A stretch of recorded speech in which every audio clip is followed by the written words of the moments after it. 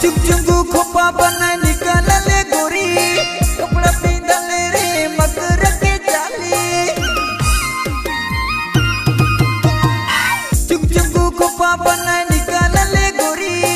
कपड़ा पींदल रे मकर के जाली मोरा देवी का छोड़ा मान के जान लेबे का बूढ़ा मान के ऐसन पिंदा पिंदा बे तो पगलुआ के जान लेबे का छोड़ा मान के मोरा देबे का बूढ़ा मान के ऐसन पिंदा पिंदा बे तो पगलुआ के।